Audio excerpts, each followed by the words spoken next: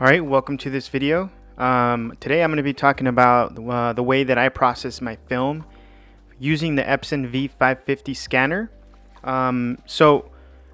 Today I'm going to be using this Leica M2 with the 35mm f2 7 Artisans lens.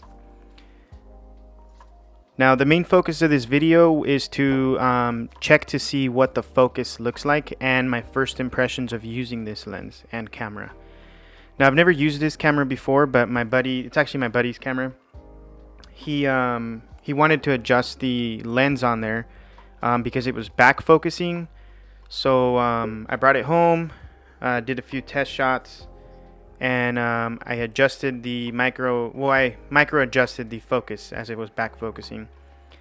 Once I got that done, I figured I'd take it out for a spin and take some pictures and see what the quality and the focus of it was after we did the adjustments on there. Yeah, I'm going to show you the way I scanned and processed everything through the computer. Okay, so here are my negatives. I already came back from the lab and I'm going to show you the process. Alright, so the step one is going to be to open the scanner. I'm going to go ahead and clean it off with a microfiber cloth. I don't want any dust on there at all. So I thoroughly clean it. It's fairly clean. Second step will be to blow off the actual holder before I put the film in. Then I want to grab my negatives, clean that off just in case, blow it off, you never know of any dust. Then you want to face it with the wording facing backwards away from you. So instead of putting it on there and you can read it from left to right, for example on the little edges it'll say Kodak, you want that to be in reverse, because when you scan it, it'll scan it facing from the bottom up. So when you scan it, it'll be the right way. I know that's a little confusing. Then I put the holder back on there to secure my negatives. Then I'm gonna go blow it one more time. Then I'm gonna blow the scanner itself. You want to match the A with the A on the Epson V550 to line it up. One more time. Okay, so now that I've opened Silverfast, I'm going to check out my settings. Now for mine, I am going to be running them in transparency. I'm going to be doing positive. And the reason why I'm doing positive is because in Lightroom, I'm going to be using Negative Lab Pro in order to convert my images to go from a negative to a positive. So I like to name my files based off of what camera I use. So in this instance, I use the Leica M2. And I'm going to put FI for first impressions. Then I'm going to select the folder, go to desktop, and create a new folder. And I will name it the same thing. Leica M2 First Impressions. Not sure why it's all capitalized, but who cares?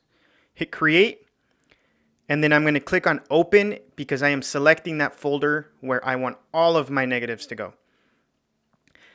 Now, under preset, I like to use photo quality 1 at 300 ppi. Then my resolution, I like to do that at about 1600 to 3200. Now you can see a little glimpse of how many megabits or megabytes per file you're going to have. In this instance, it's 177.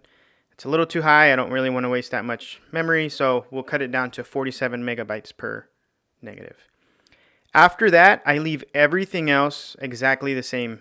I don't even touch any of that. You're going to want to click on pre-scan, which I've already done, and you're going to come out with this image here.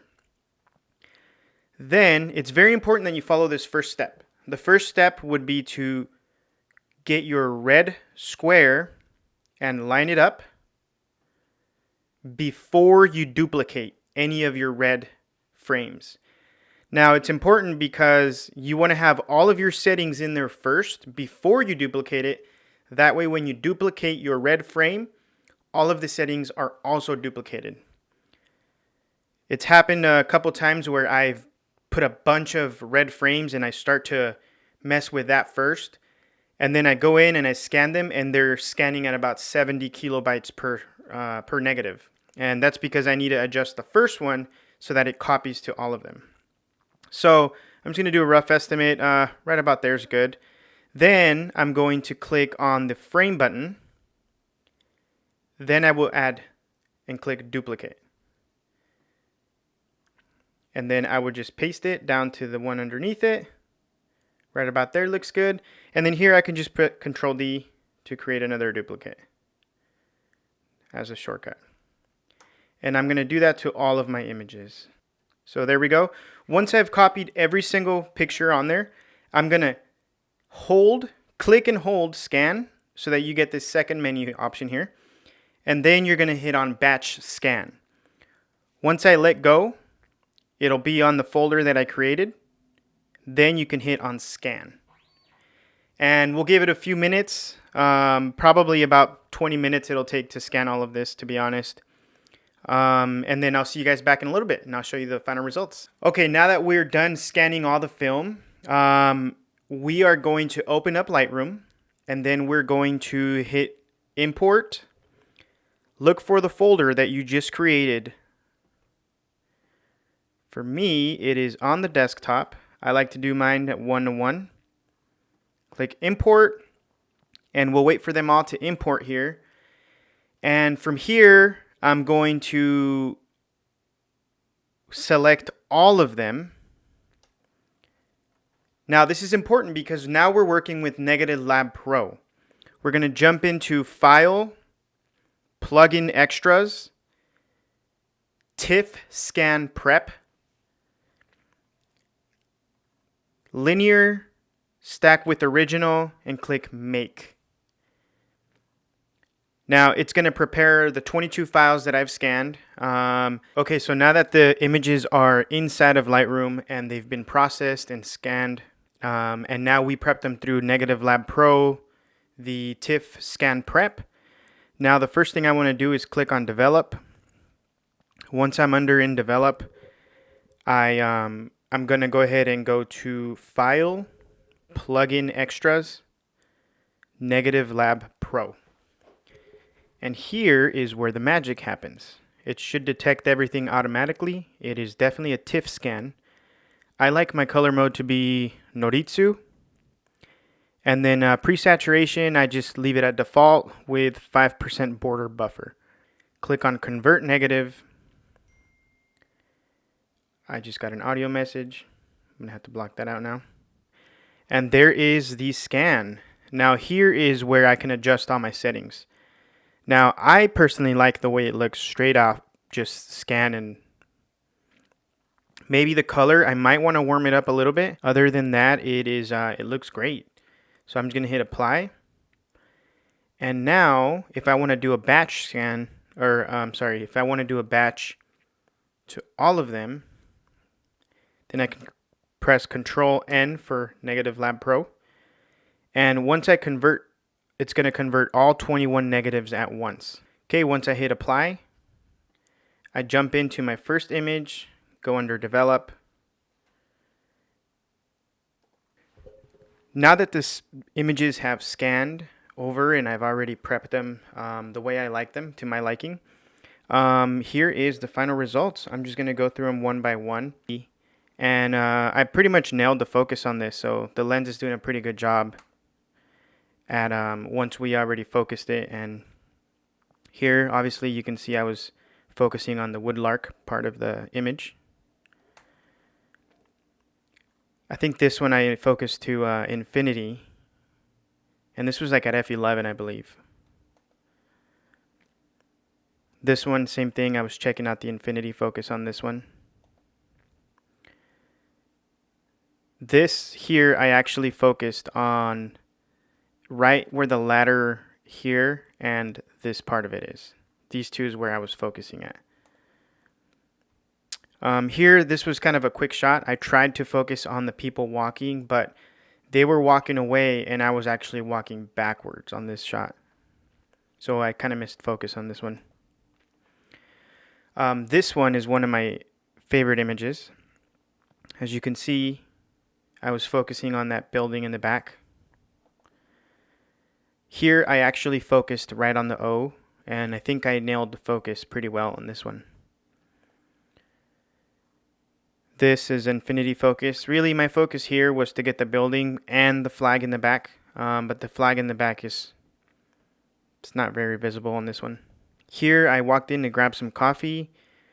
Well, actually I did focus on the domain part on the bottom at F2. Here I was testing out the infinity focus.